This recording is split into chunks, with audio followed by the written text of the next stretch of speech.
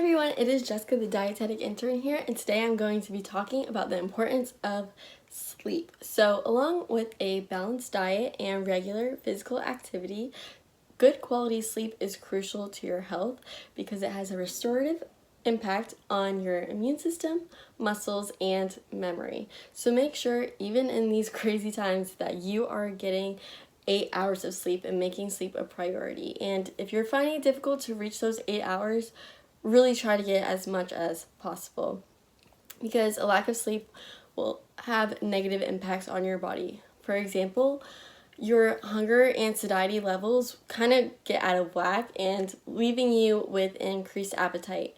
An increased appetite is associated with lack of sleep and causes an increase in caloric intake, right? You're eating more food. And more often than not, when you have an increase in caloric intake, that leads to weight gain. So good quality sleep kind of levels out that hunger and satiety cues and decreases that appetite from spiking.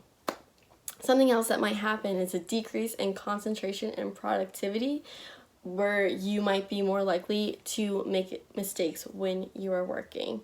And socially, it is harder for someone who is sleep deprived to understand emotions like anger and happiness, and you're often more irritable. So make sure you're getting those 8 hours or as close to it as possible.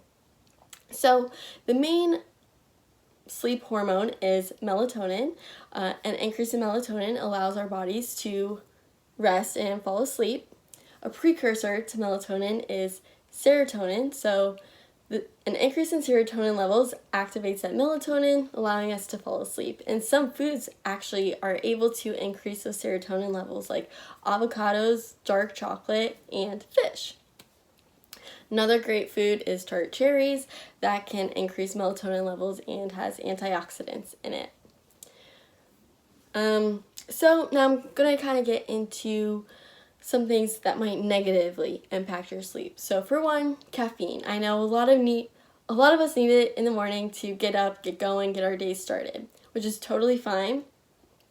But sometimes when you have, a cup of coffee in the afternoon, if that's what you need, that might negatively impact your sleep quality, because that caffeine those effects of caffeine can last up to 8 hours. So if you are drinking a cup of coffee at 3 o'clock, 4 o'clock in the afternoon, and you're trying to fall asleep at 10 o'clock, you might find it a little bit difficult because that caffeine is still working. So if you need that afternoon pick-me-up, try to, look at the time and kind of gauge it from there.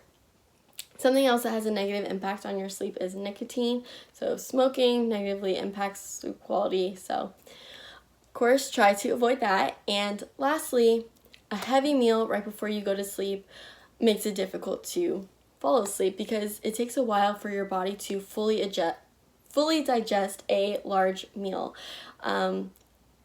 So keep your big meals for a little bit earlier in the day.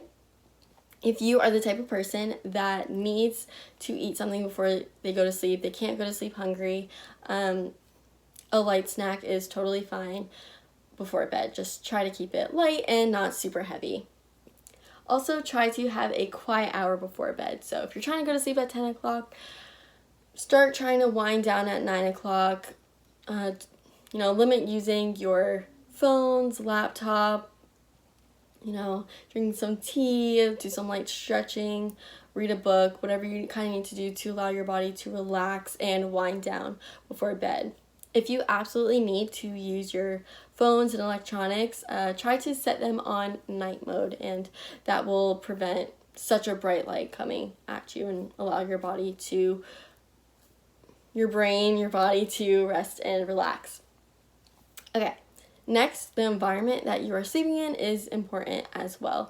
So trying to keep that bedroom cool, quiet, and dark will promote your body's ability to fall asleep. So if you live in an apartment that there's a lot of noise outside and a lot of light coming through, try to eliminate that as much as possible, like with earplugs to block out the noise, maybe play some white noise or get blackout curtains, whatever you need to do to kind of eliminate those outside factors and help your body fall asleep. Okay, and my last tip is to be physically active. Go for a walk, run, home workout, get your heart rate up during the day, whether it's in the morning or wherever you find time during the day. That will help your body relax at night because it expended all that energy and now it's time to relax and go to sleep. The only note I have for this is try not to keep your workouts too close to the time that you are trying to go to sleep, because that kind of makes your body go from one extreme to the next. Your body was stimulated up and moving, and now you want it to stop and go to sleep. So work out anytime during the day, just not too close to the time that you are trying to go to sleep.